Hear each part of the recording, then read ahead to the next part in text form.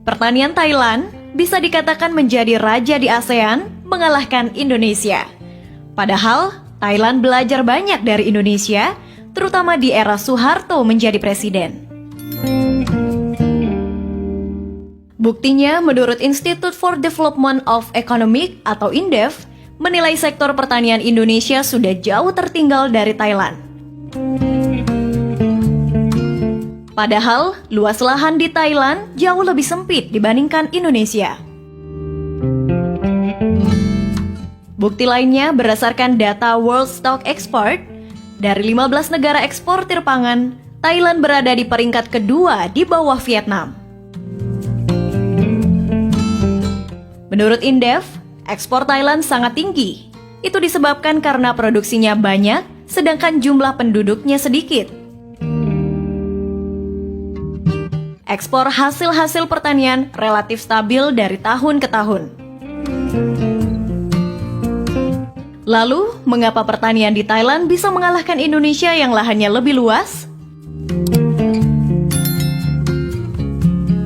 Yang pertama adalah musim tanam padi. Terkait dengan musim tanam padi, ternyata di Thailand bisa menanam padi 1-5 kali. Oleh karena intensitas tanamannya lebih banyak dalam 1 tahun, efeknya pada produksi beras nasional mereka.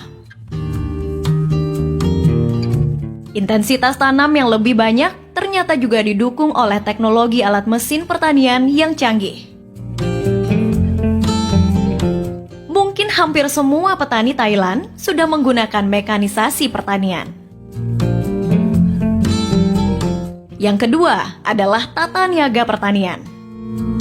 Tata niaga pertanian di Thailand dianggap menguntungkan bagi petani. Pembelian beras petani dilakukan oleh pemerintah pasca panen dengan sistem subsidi.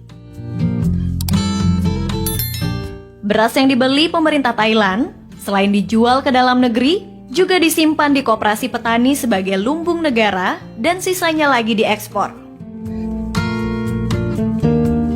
Dengan sistem subsidi, harga beras yang dibeli pemerintah selalu di atas harga acuan beras. Nah, dengan sistem tersebut, selain petani mendapatkan keuntungan yang pasti, harga beras di dalam negeri jadi stabil. Ketiga adalah Bank Pertanian.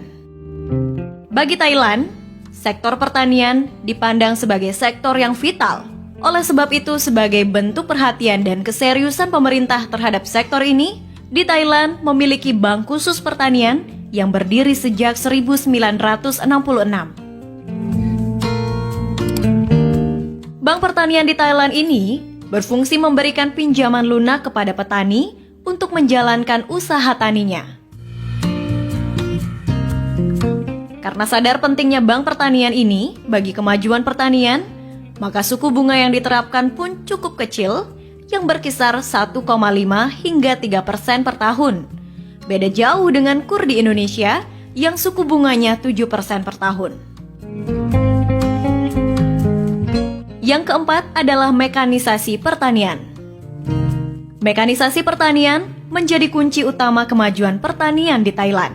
Penggunaan teknologi dan mesin pertanian meningkatkan efisiensi biaya dan waktu, sehingga penanaman padi selama 1 tahun bisa dimaksimalkan.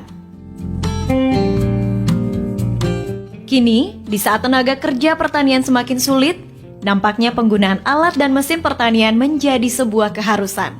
Petani di Indonesia dipandang perlu melakukan alih teknologi terkini, sehingga proses penebaran benih, penanaman, hingga proses panen dapat dilakukan dengan cepat. Kelima, Thailand menerapkan sonasi tanaman. Kebijakan sonasi maksudnya adalah menempatkan tanaman yang bersifat strategis pada lahan tertentu yang telah ditunjuk oleh pemerintah dengan harapan produktivitas tanaman dapat maksimal.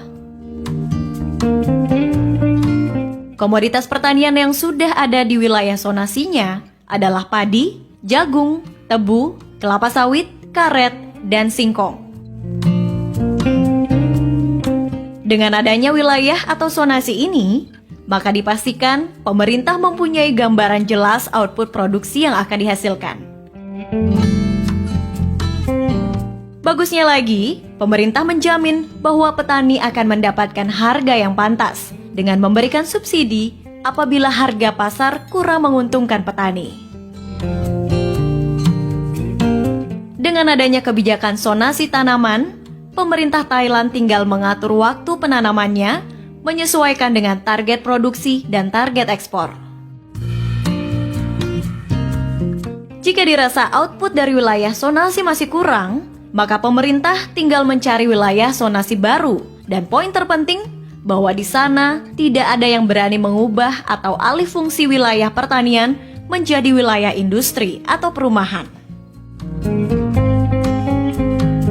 Yang keenam adalah produk pertanian Thailand berjaya di dalam negeri.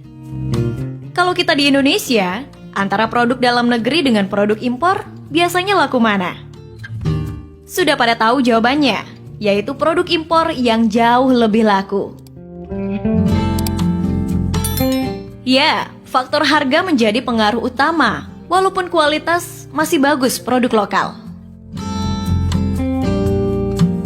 Kalau di Thailand, hal tersebut tidak berlaku. Pasalnya, di salah satu pasar agribisnis terbesar di Thailand, yaitu di Talatai, justru produk impor nampak sepi pembeli.